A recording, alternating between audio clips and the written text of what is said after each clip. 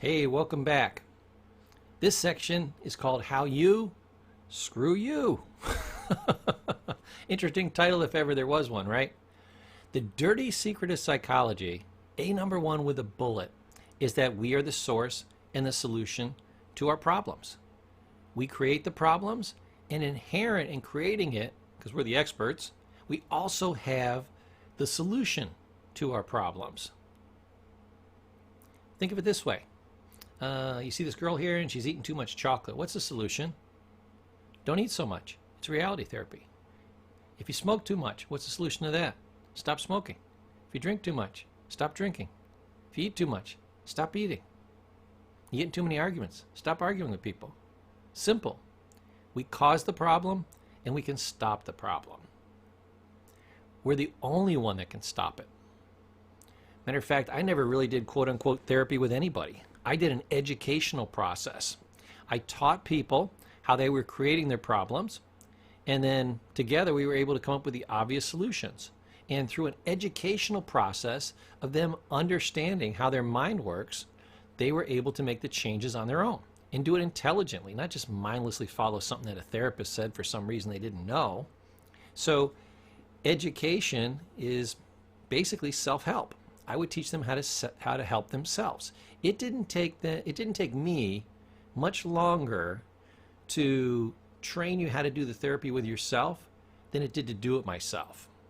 You know, I could do the therapy with you like an hour, or I could train you how to do it yourself in like an hour and 15 minutes. So I would spend the hour and 15 minutes with somebody and teach them how to do it themselves so that they could do it over and over and over again with understanding with the therapist that they'll actually listen to themselves. So I usually tell people, you know, the good news that there's good news and bad news in terms of therapy. The bad news is you're the problem. The good news is you're the problem. Thank goodness you're the problem. If it really was the government and your friends and your boss and society and everything else in your bad childhood, you'd be screwed, because guess what? Those things aren't going to get any better. And if they were to get any better, you have to go to them on bended knee and beg them to make it better. And guess what? They probably wouldn't care. They probably wouldn't help you. So the good news is you cause the problem, you maintain the problem, and you can eliminate the problem. So you're powerful, not powerless. When we externalize things, when we say we're not the source and we're not the solution to our problems, then we're powerless. If I didn't cause it, I can't solve it. If I don't have any solutions, then I can't solve anything. We used to use a unique technique. It was called sentence stem completion. It would show clients that basically, even when they thought there was nothing they could do to solve their own problems, they actually kind of knew the answer even before I told them. I would simply propose a sentence and they would fill in the blank. So here's an example.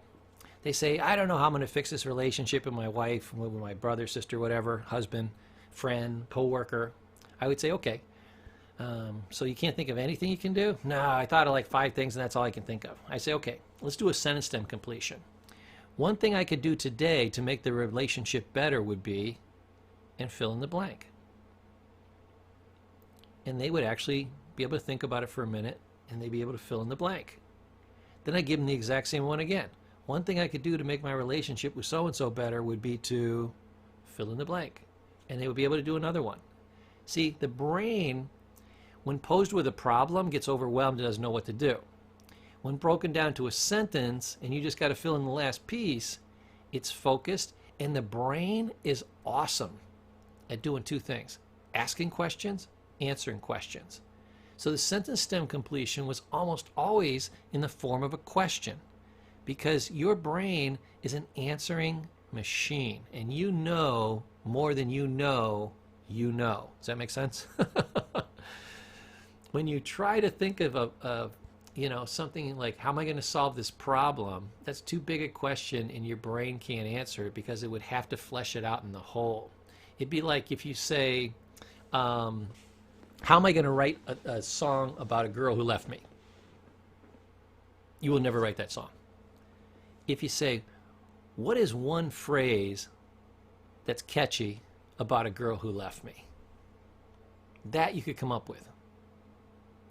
String a bunch of those together and you have a song. Especially because 3/4 of the song just repeats the verse. Okay? You just need a couple conjoiners, I think 2 to maybe 3 of them, and you got you a song. So come up with a catchy phrase, then the next catchy phrase, then the next catchy phrase. That's how all songwriting is done. Very few people, you know, like wake up from a dream and write it down whole hog. Boom, in one sitting. So remember that you're both the source and the solution to your problems, and you can solve them. And try that technique of sentence stem completion. One thing I could do to be healthier is. One thing I could do to make more money is. One way I could have a better relationship would be to. One way I could feel happier about my life is to. All kinds of different things. You got to get creative. You got to match to your situation. Have a lot of fun with it. Just remember, write that down. Sentence stem completion. Give yourself a couple of examples. Write down a couple of examples. You know, stop the video right here and do it, and you will be amazed at how many of your own problems you can solve. Now, here's the other thing. Most problems are an illusion of the mind.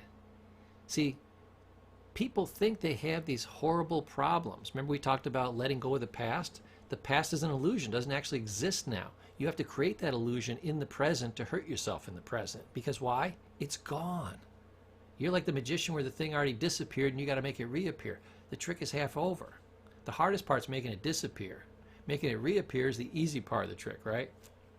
So, we can use our ability to remove illusions. This is why I love the Zen therapy, because Zen therapy is what? It's about disillusionment. So if a mental problem is an illusion of the mind, how do you get rid of it? You disillusion yourself. You remove the illusion. That's why reality therapy works. You know, we say, well, how's that working for you?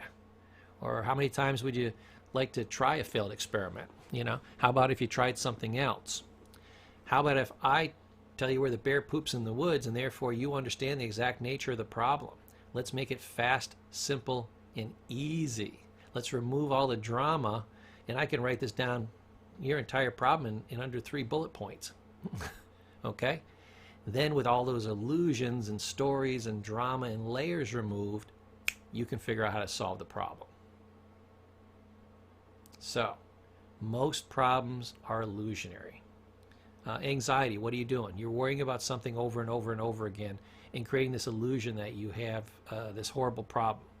Mark Twain had a great quote. He said, I've had many horrible experiences, some of which actually happened. What was he saying? He'd say, I worry about 100 things and only one of them would happen. So he was in pain 100 times. Why? Because he was imagining all these things that could happen. And how many times out of 100 did they actually happen? 1.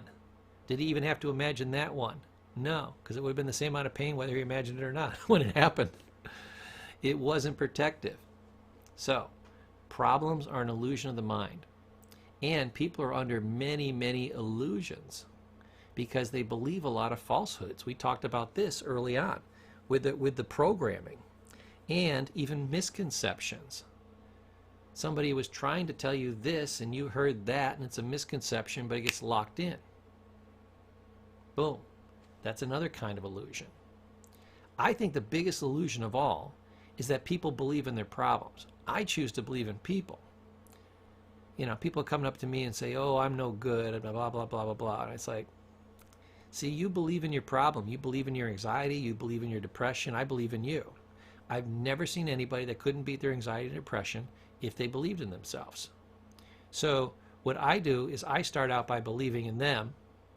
They believe in me, and pretty soon they see that I'm right. And they will choose to believe in themselves as well, especially if I'm doing really good therapy where they're moving along and they're seeing progress. Before, they never saw any progress. And I blame all the progress on who? Them, the person that created it. I can give people education, but I cannot create the change. You know, it's like working out in the gym. I can show you where the weight bench is, I can show you how to work the weights, but you got to work them yourself. always give the person you're doing therapy with the credit, because they really did it. You're like the instructor, like this magician here. He had an instructor, and the instructor showed him how to do the trick. So the easiest thing is to show somebody how to do the trick. It takes weeks and months of practice to get it down really good, but then they can always do it. How many times out of 100? Pretty much 100 out of 100. Just takes a little bit of practice. Now they believe they can do it. Why? Because they've already done it. So you got to help people to believe in themselves, and then they can make the change. If you're having a hard time making a change, I can almost guarantee you that in some way, shape, or form, you believe your problems are very powerful, and you believe you're very weak. You choose to believe in your problem, and you're not believing in yourself. That brings me to the next thing, and I'll kind of wrap this section up with this, is that people do a weird thing. They argue for their problems and their weaknesses. Oh, no, I can't do that. No, this thing always beats me. No, every time I try this, it doesn't work. You don't understand how bad my problems are, Mr. Paul. No, you don't understand that your problems are actually pretty simple. You are powerful in your life. You're creating them. Getting rid of most problems is simply the stop technique. Stop thinking about it. And the rest just takes a little bit of education. And each time you beat your problem, you'll see yourself as stronger and stronger, and you'll see the problem as weaker and weaker. Most people are stuck in their problems because they have that tremendous faith in the problem and very little faith in themselves. Therefore, they will do what? They will argue for their problems, and they defend their weaknesses and believe in their weaknesses. Say, oh, I'm just not as strong as you, Mr. Paul. You know how Arnold Schwarzenegger got strong?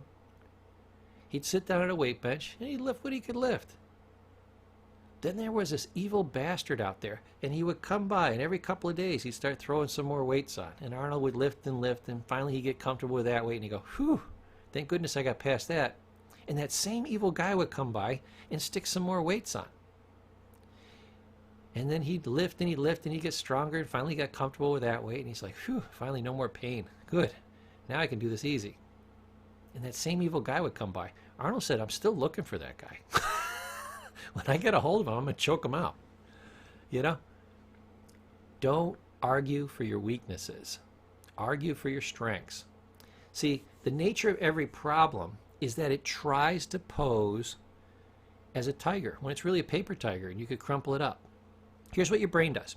Every time you let a problem defeat you, what does your brain say? It says the problem is strong and you're weak. Every time you beat the problem, even a little bit, what does your brain say about that? What does your brain give meaning to? It says, oh, Paul is strong and the problem is weak.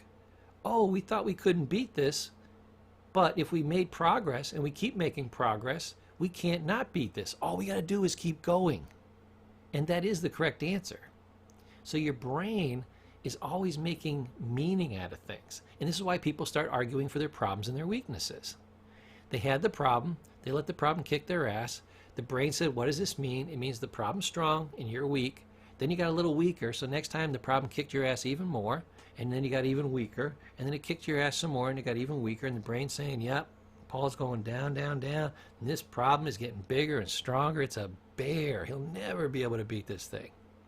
And then when you go in therapy and the counselor says, oh, you can beat this. They're like, I know for a fact I can't beat this. I've tried 1,000,000 times. Matter of fact, every day I'm getting my butt kicked worse. You're telling me I can beat this and it's going to be fast, simple, and easy? Are you insane? Maybe you're the insane one. Slide over. We're going to switch places behind the desk here. But it's true. Always, always argue for your strengths and against your weaknesses. Use the reverse formula. You'll have massive success. So when you're wondering why people get crushed under their weight of their problems, why they have this kind of learned helplessness, that's why it happens. Okay, I'll see you in the next section.